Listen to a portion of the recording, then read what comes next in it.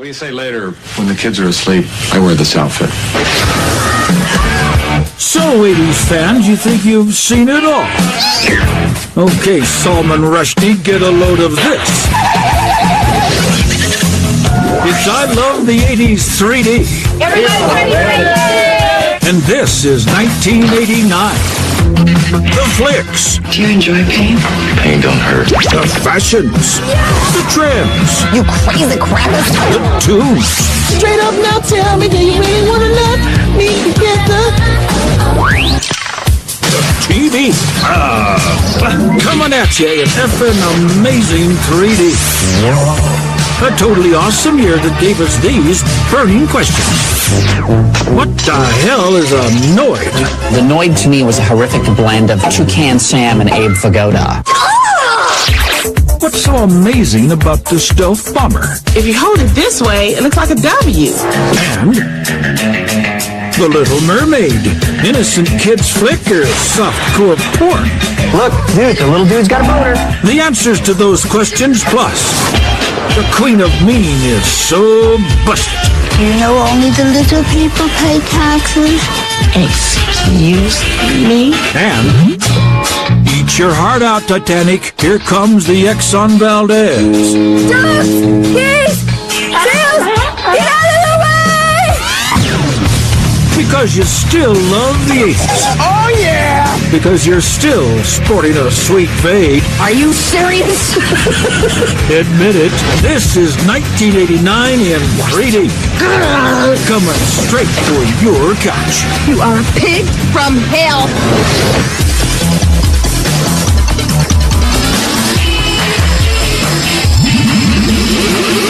I love the 80s. 3D. I love the 80s. I love the 80s. Tonight on Rescue 911, true stories of heroes who risk everything to save people in danger. William Shatner, Rescue 911. I love this show. Rescue 911 was the first show that was the reality medical drama. A show where they would reenact 911 calls. 911 call. Someone's actually dying. Now they've got to match up a scenario with this 911 call. Who better to help you through the Heimlich maneuver than Captain Kirk? This week, a man falls out of his Toyota Pinto across a bridge, lands under a log, sucked into a raging riverbed. Can we get him out? Actors have helped us reconstruct the events that shattered a quiet night. Hi, this 911? This 911? The guy just drove past my house really fast and he was shooting out of his car. Oh my God! I was hurt! I just got a gun in there! Ooh, you need an ambulance? Hold on. She need an ambulance. Hold on, sissy. Okay, hang on. 911 emergency. My sister was blow drying her hair, and it got caught like in the backdraft of the thing. I've heard emergencies. I know emergencies. That's not an emergency. I'm coming! And it's like starting to burn and it smells. Spark gun. Can't believe they call us an emergency. That's bull. I mean, it was so overplayed and so overly important. They got away with it because Shatner can add credibility to anything. William Shatner has 800 lives as an actor. He's a cockroach back. You can't squash him. I would have loved to see Rescue 411. This is William Shatner. City and State. I'm William Shatner. Join me next week for more true stories on Rescue 911. I love 89. I loved The Little Mermaid. Under the sea. Under the sea. Waiting for you and waiting for me under the sea. No, it's on Little Mermaid. Even if I did, I wouldn't tell you. I already told you I wore a bolo tie and knew the words to my buddy, but you're going to still push. When The Little Mermaid came out, little girls everywhere wanted to be Ariel. She was hot for a Disney character. She had the perkiest seashells in all the oceans. The only downside to hanging out with Ariel is that she came with crabs.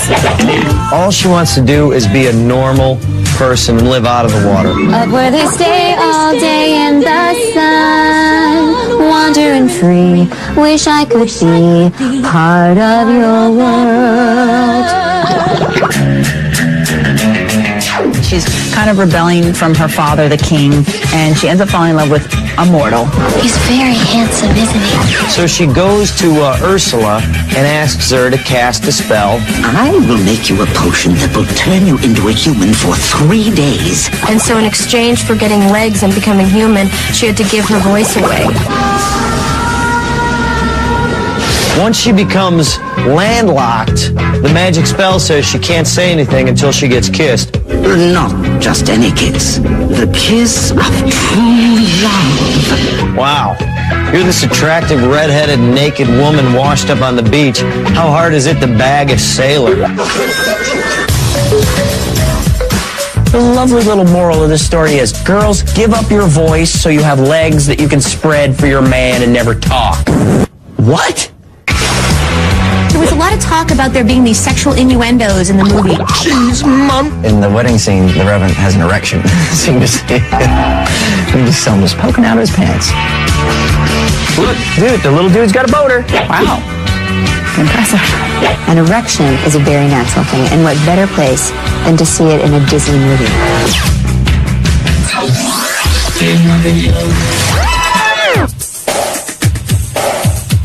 Finding candles, she drives me crazy. Like no one else.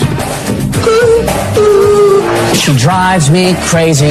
And I can't help myself. Another strange little pop song by a band with a strange little pop name. What do you think that name means? Do they eat other 80s pop bands? We never did find out what happened to Aha. But that guy is so hard to look at. Kind of a Star Trek type character. He had eyebrows that were kind of Vulcanish. If you look at him, he might mesmerize you, you know? He had a really weird, unique voice. Sounded like he was talking through a tube with his balls in a vice. Drive me crazy.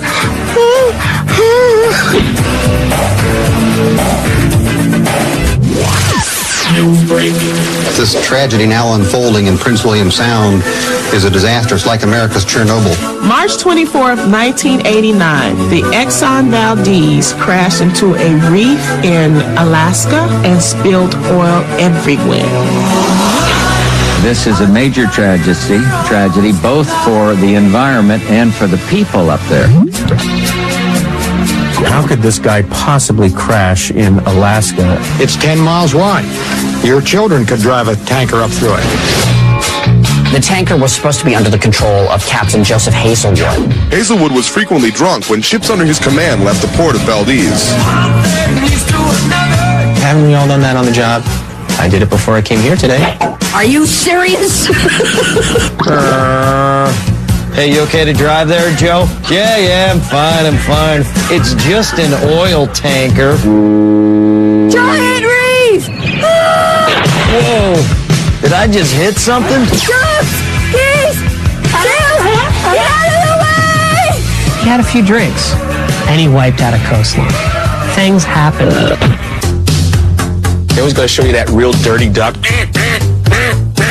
That makes me sad. It really does. And it wasn't like an oil spill that you could get like a Bounty paper towel and wipe up. No, it's not like that. It's going to take tens of thousands of people. 10 Mexicans to have all that cleaned up. They would have cleaned the ducts, they'd have mopped it all up, and they would have been finished with one sponge and some Mr. Clean. It sort of pays not to drink while you're driving in a boat. Exxon had to pay a lot of money because of that. Woo, people were suing up the yin-yang. The polar bears was like, oh, hell no, I can't get this oil out of my coat.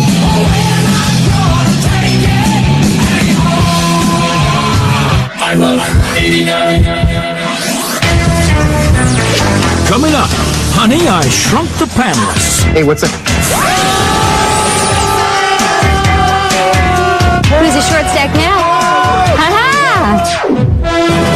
And Cincinnati reaches the pinnacle of football, believe it or not. Are you going to sit there with a straight face and tell me the Bengals were in the Super Bowl? Next on I Love the 80s 3D, 1989. But first, movies that should have been made in 3D. Hey, 3D fans! Weird Al Yankovic here, practically jumping out of the TV and into your living room with the movies that should have been made in 3D for 1989. Turner and Hooch in 3D. Just imagine an entire theater covered in dog saliva. Dream a little dream. Having two Coreys in the same movie is obviously a treat in itself, but two Coreys coming right at you? A dream come true. And of course, UHF. If this movie were in 3D, who am I kidding? There's no possible way to improve upon this movie.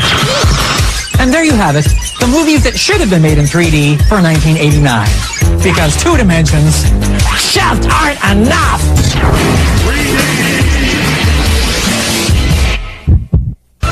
Paula Abdul here, bringing you the teen idols that made you kiss the pages of Teen Beat back in 1989. NKOTB, CUTIE, Christian Slater, I wish my name was Heather, and John Cusack, he can say anything to me. Those were the teen idols of 1989.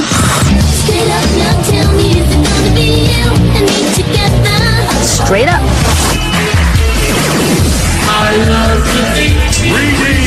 I Shrunk the Kids. What? And the Thompson kids, too. They're about this big. They're in the backyard. Honey, I Shrunk the Kids, starring Rick Moranis. A nice Disney flick for the whole family. Unfortunately, I remember the porno knockoff of Honey, I the Kids. Believe this. Rick Moranis plays a nutty professor who shrinks his children. That's pretty wild. It's the fact that your kid can get shrunk over a machine. We're all the size of boogers! I just remember them running in the grass. The grass blades were like the size of palm trees.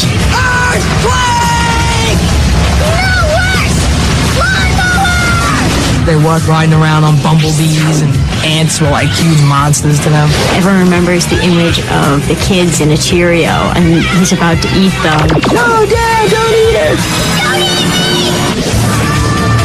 Would not want to be shrunk. I'd have been mad as hell at my dad. The shrinking of the children is essentially abuse. You know what? It's a lot easier than disciplining, let's be honest. You just stick them in a shoebox and there you go. I didn't think that this was really Rick Moranis' best work. I just think he could have... I think my favorite part of it is that, hey, what's it? Did you hear that? What the hell is that? Hello! Mo! Hi, guys! We're on the jet. Who's a short stack now? Ha-ha! Damn you, Wayne Zelinsky and your shrink ray! You shrunk the kids!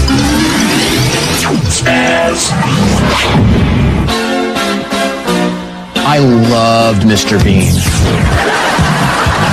Mr. Bean was a character developed by Rowan Atkinson, who is one of the comic geniuses of our time. It's a comedy show about someone who, let's face it, should be in care.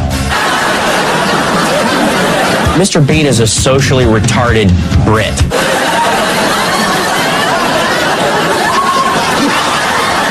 Okay, how hilarious. Look, it's a simpleton.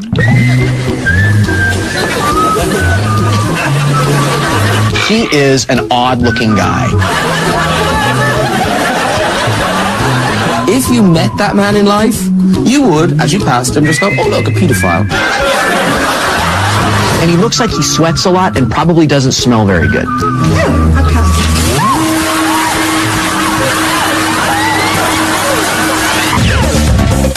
There is next to no dialogue in the show. It is all like silent vignettes. It's really Chaplin-esque.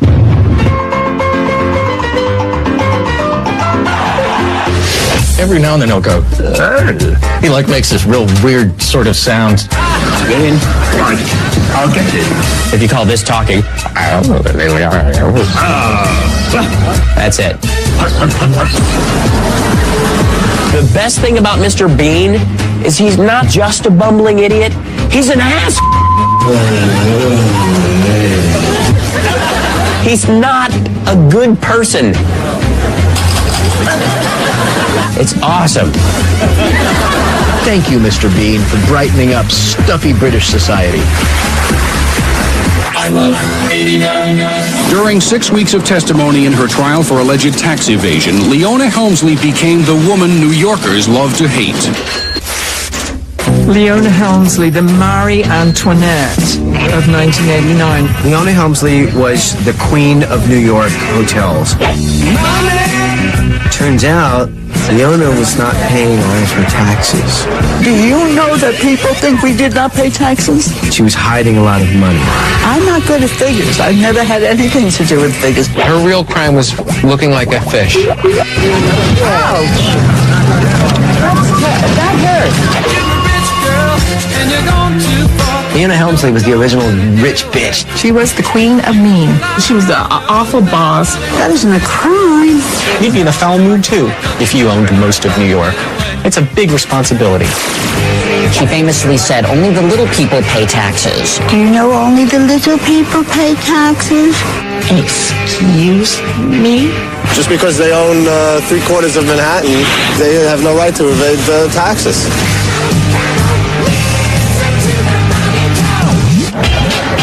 And it was so funny because when they arrested her, she totally wanted sympathy from everybody. I did nothing to go to jail. I think all of New York was going, yay! They finally put her away. Good luck, Leona. I hope she can redecorate her jail cell. Get out of here. She's going to jail, yeah. Take that, queen of mean fish face. Barf me out. Hey, baby. Oh my God, Paula Abdul, forever your girl. Oh my God, I totally love Paula Abdul so much. Go Paula! I was a Laker girl, and I was quietly making demo records. And then all of a sudden, she got a record deal, and she came out with these pop tunes, and they were hits. She's a strong vocalist. I'd say strong enough to judge other vocalists. She's straight up. That's what Paula Abdul is.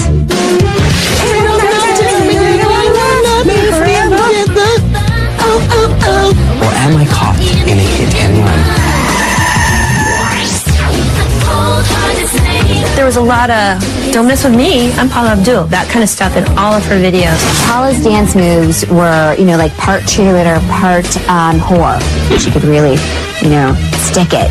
Gotta start from here. Eyes first.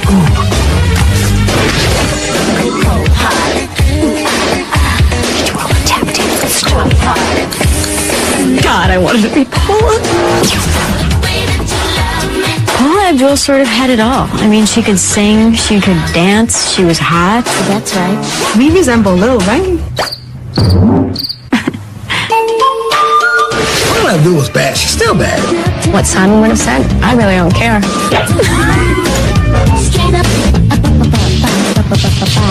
I Love 89. I like it now. Coming up, the fade haircut. Not just for your head anymore. I can't say that anyone ever shaved my name in their head. In their chest, yes. In their head, never. Plus, the real reason they wanted to kill Rushdie. Salman Rushdie deserves to die. And that book's like 600 pages. It's torture. And the greatest puke scene ever. You feel like you want to throw up? Okay. Next on I Love the 80s 3D, 1989. But first, Chuck Woolery here with the best on-screen hookup of 1989. Billy Crystal and Meg Ryan in When Harry Met Sally. These two decided to ignore the golden rule regarding an attempt to make a love connection. Never date your friends. Considering their relationship survived a fake orgasm in a crowded delicatessen, Billy and Meg proved when it comes to love, rules are meant to be broken. There you have it. Billy Crystal, Meg Ryan, the best on-screen hookup of 1989. And we'll see you in Tune 2. I Love the 3D. Hello, darling.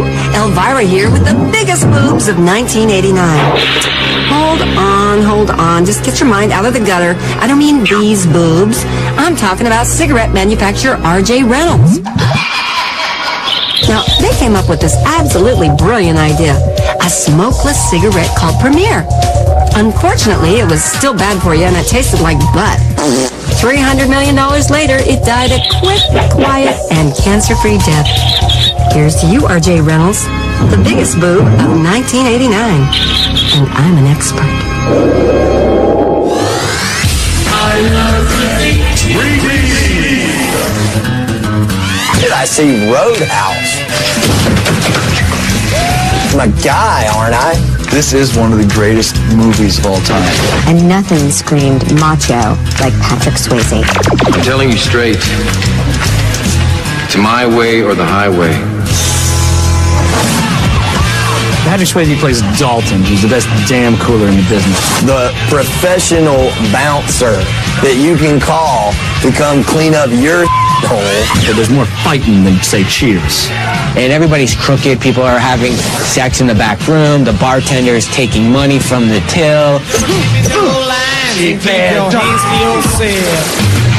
All you have to do is follow 3 simple rules. Always make out with the host.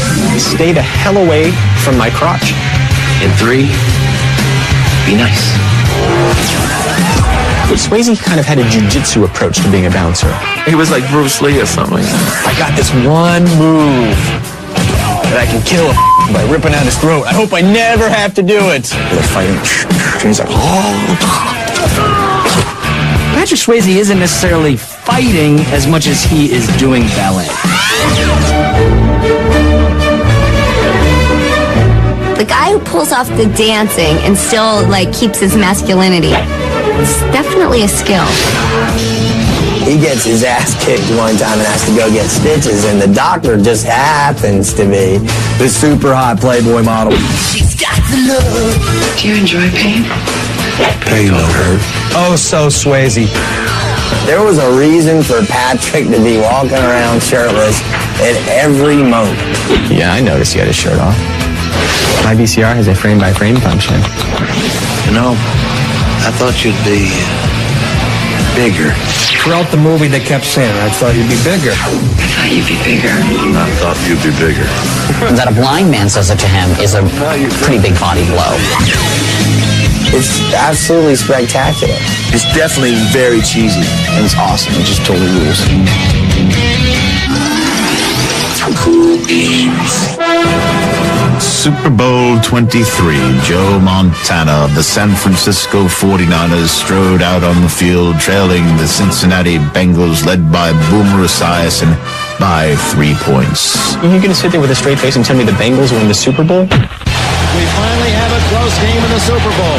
3 points, 2 minutes to go. San Francisco with the ball. That was my most favorite Super Bowl ever. San Francisco got the ball on their own 8-yard line. Montana not wasting any time, no huddle. It's a 92-yard drive. Joe Montana marches like Sherman through Georgia all the way down the field. It takes 11 plays to drive him all the way down the field. He's passing. First down play, Montana. He's driving them. Roger Craig out to the 35-yard line. Rice and Montana, it was like ballet. Montana to Rice again, and he's out of bounds. It got so that you started to think, well, Joe Montana could do anything. Montana with the middle to Craig. We knew the game wasn't over until he had the last say. Montana to Rice. He's in the corner. It's the last 34 seconds of the game, and Montana throws. Bam! Hits John Taylor. Little cross pattern. Montana. Touchdown, John Taylor. Way to go, Joe!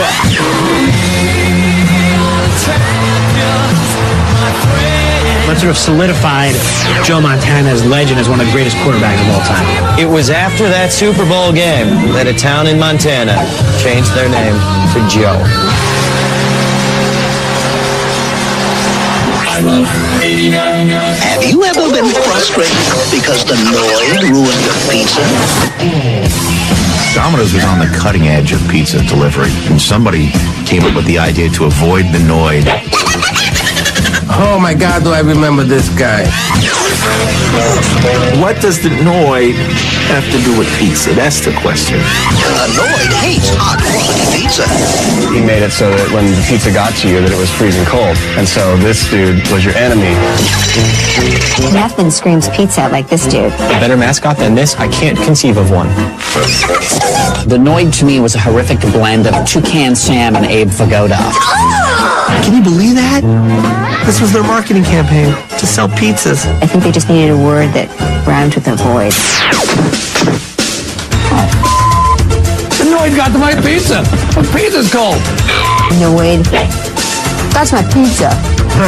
This pizza's nice and hot, so you. In my case, perhaps it should have been avoid the roids, which I had something terrible and still have. If he could help me avoid the roids, I tell you, I'd buy it even more. Because it's just, God.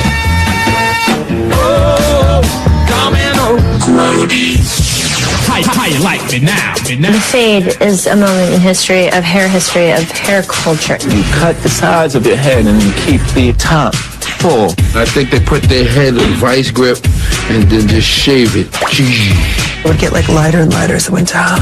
You're fading out. Like you out. People started getting designs and like their names carved in the head. The zigzag and the lightning bolt were a big hit. I'd use it as an opportunity to identify different parts of my brain. Left frontal lobe, medulla oblongata. Let's kick it. I can't say that anyone ever shaved my name in their head. In their chest, yes. In their head, never. Sometimes, if you're not really cutting it right, I've seen some guys walk around with bowl haircuts. White boys, you can't wear the fade. Just like the dreads, don't go there. You can't pull it off. You just look ridiculous. You crazy crackers. Word to your mother. Salman Rushdie is the author of the Satanic Verses, an international bestseller which many Muslims consider blasphemous. Ayatollah Khomeini got upset at a dude for writing a book about the Muslims called Satanic Verses. A book that the Iranian Ayatollah Khomeini thought blasphemed Muhammad. It is not defamatory of the Prophet Muhammad. It does not contain the kind of insults that people say it does. I think there were some Muslims doing it in the book. They didn't like that. This author and his book have got to go. And so the Ayatollah decided that, you know what? Off with his head. The Ayatollah Khomeini issued a big old fatwa against Salman. If Allah will give me this chance, I will be the lucky one to kill him. Now let me be clear. They didn't put a bounty on his head. It was a fatwa. I'm a professional fatwa hunter. If I saw the guy right, I'd kill him myself. Let this be a lesson to you. Don't f with Islam. The Satanic Verses is becoming a bestseller, mainly because of the publicity over death threats against its author. Everybody was like, well, damn, if they want to kill him for this book, it must be good. Such a big deal was made over it that it sounds like it's worth reading. It don't even look like I want to open that damn book. So I didn't. Salman Rushdie deserves to die. And that book's like 600 pages. It's torture. For the rest of his life, he will be haunted by this particular shadow, whatever he does. I'm glad nobody killed him. He seems like a very nice man. I'm hoping to meet him one day. And if I do...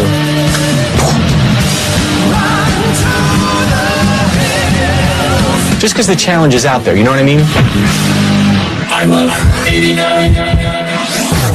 Coming up, I just want to hit something. I want to hit it hard. the violent side of Steel Magnolias.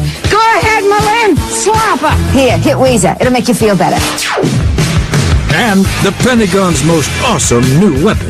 This is taking Wonder Woman's invisible airplane and just kicking it up a notch. Next, and I Love the 80s 3D, 1989. But first... Hi, I'm Alan Thicke, the irresistibly sexy Dr. Jason Seaver from Growing Pains, bringing you the hot moms of 1989. Julia Roberts in Steel Magnolias, so hot and so cool at the same time. Kirstie Alley in Look Who's Talkin', that's what I'm talking about. And finally, Marge Simpson. No, she's hot. Those are the hot moms of 1989. Hey, ladies, who's your daddy?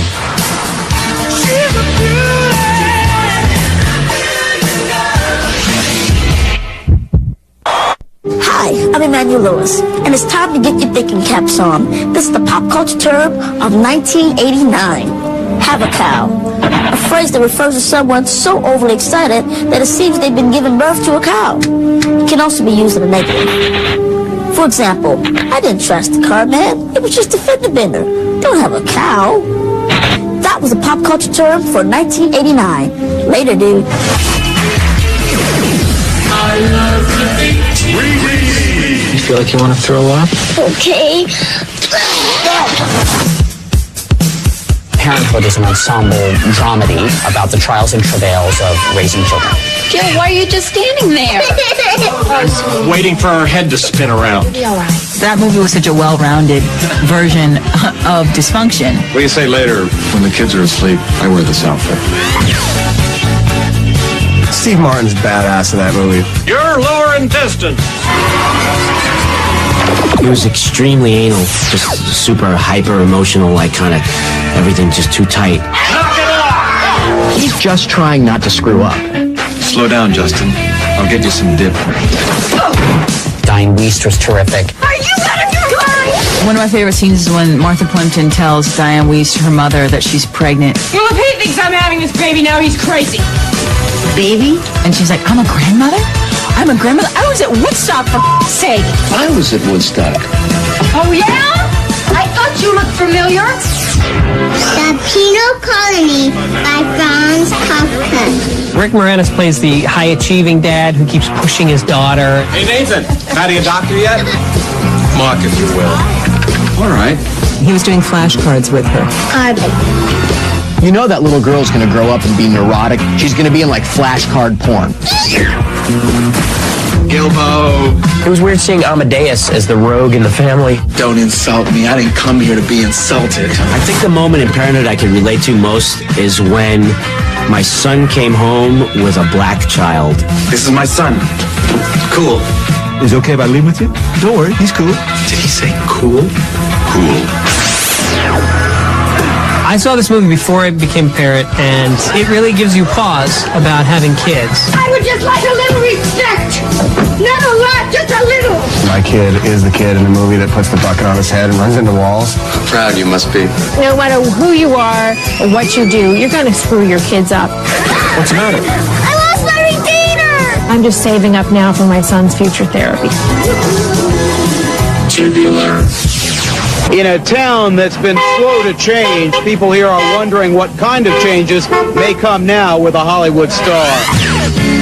I remember seeing on television where Kim Basinger had bought Brazelton, Georgia for $20 million. Who's ready? Everybody's ready?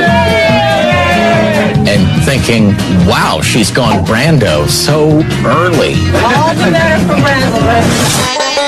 Okay, what is up with that? I don't even own a car. She owns a town. Love her body. I don't know how that works. The hell are you owning when you own a town? Like Boss Hogg owned that whole town. I never understood that either. Kim has the keys to all of our doors. She has the keys to our heart. When Kim Basinger was presented with the key to the city, the entire town showed up, all 418 people. When you buy a town, do you get the people with the town? There's probably only about maybe 15 people in the country qualified to buy a town. I certainly am not one of them. I highly doubt it's Kim Basinger. Well, we're starting to anticipating some good things. I think they were bankrupt now. Kim was not ready to become Brazelton's Schneider. She had people calling her about leaking faucets. Townspeople would call to complain about noisy neighbors. It just was too much work for her. She should have bought her another man. I thank you all. If I had $20 million, I wouldn't buy a town. I would make my own town. You know what I call it? Louisville.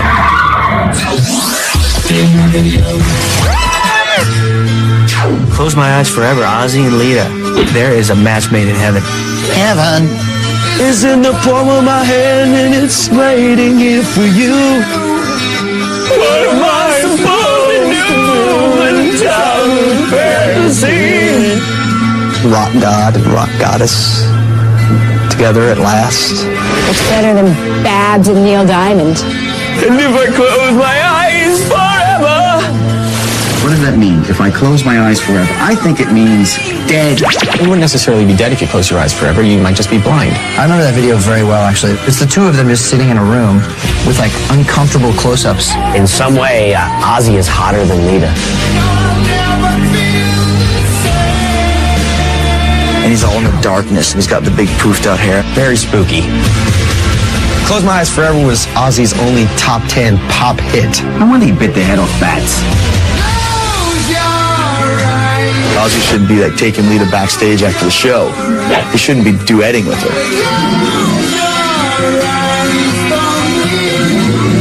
Dude, you're Ozzy, man, stop it. Later today in Palmdale, California, the United States Air Force will unveil its super-secret B-2 bomber, America's most expensive warplane ever. Stealth bomber was badass. I mean, that thing is fast. It's stealth, and it can bomb you. This is taking Wonder Woman's invisible airplane and just kicking it up a notch. It's mind-boggling. The stealth bomber was the one thing that the Soviets couldn't keep up with. Hey, Russians, check it out. Someone's made a huge stealth bomber. I mean, we're still working on some of the bugs, but it's totally going to kick ass. The purpose for the stealth bomber was to give guys another nickname to call their penis. The whole thing about the stealth bomber is that it could not be seen by radar.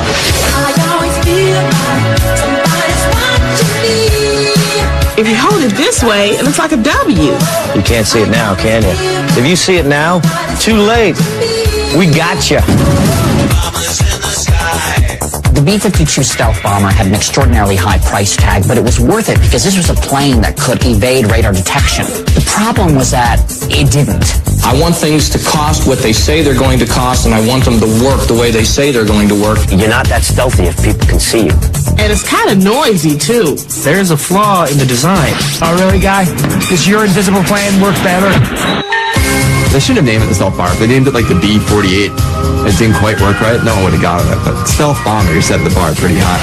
If I had one of those in high school, man, oh man, I'd fly right into the girls' locker and be like, ooh, yeah, Jenny Van Cleef, look at those.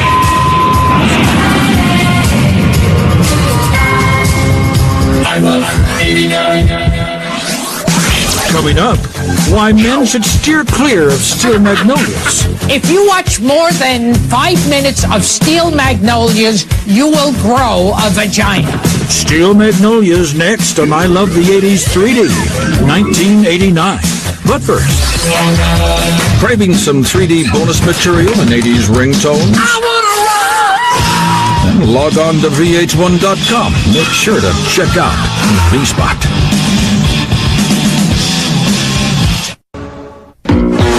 Guilty, not guilty of 1989. The less than honorable Harry Anderson presiding. Defendant, CBS executives. Charge, first-degree brain slaughter. Someone thought that inflicting the Pat Sajak show on America was a good idea, and then that guy's bosses agreed. Crazy. Verdict, give me a G, I'll solve. Guilty. Sentence, hosting Wheel of Fortune till the end of days. Enjoy eternity, Pat. The court of 1989 is now in recess. I love That which does not kill us makes us stronger. Steel Magnolias is a twisting, gut-wrenching, emotional roller coaster ride. Heartfelt movie about a group of quirky Southern women who get together, and the youngest, prettiest one dies. You are a pig from hell. If you watch more than 5 minutes of Steel Magnolias, you will grow a vagina. That should tell you how much estrogen is in that film.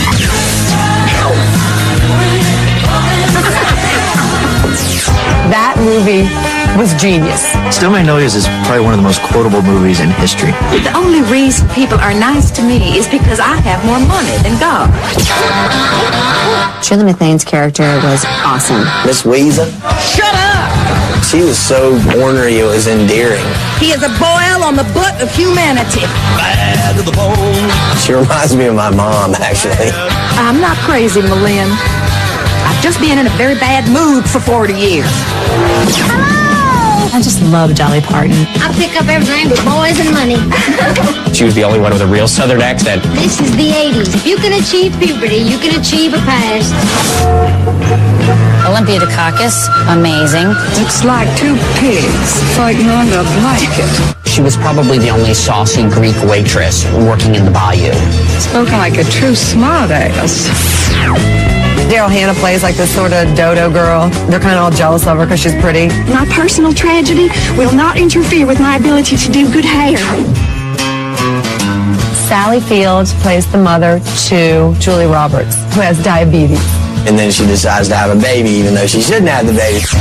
I would rather have 30 minutes of wonderful than a lifetime of nothing special. No, I think it's good if I get pregnant. I'll probably die, but at least I will have been pregnant and had a child that I won't get to see or raise. And leave a lot of sadness for the people behind me. That's okay, right? Don't talk about me like I'm not here. It's like this nice, funny movie the whole way through, and then all of a sudden, they kill Julia Roberts. Let's bring down the room a little bit, guys. Turn the camera off! My favorite scene takes place when they're at the funeral. Oh, God, I want to go fly! Lord, I wish I could understand! I just want to hit somebody till they feel as bad as I do. I just want to hit something. I want to hit it hard. Go ahead, Merlin. Swap. Here, hit Weezer. It'll make you feel better. You just missed a chance of a lifetime. Have a chickapin parish and give the eye teeth to take a whack of Weezer. You do sometimes cry. Laugh. And then you cry and then you laugh again. I love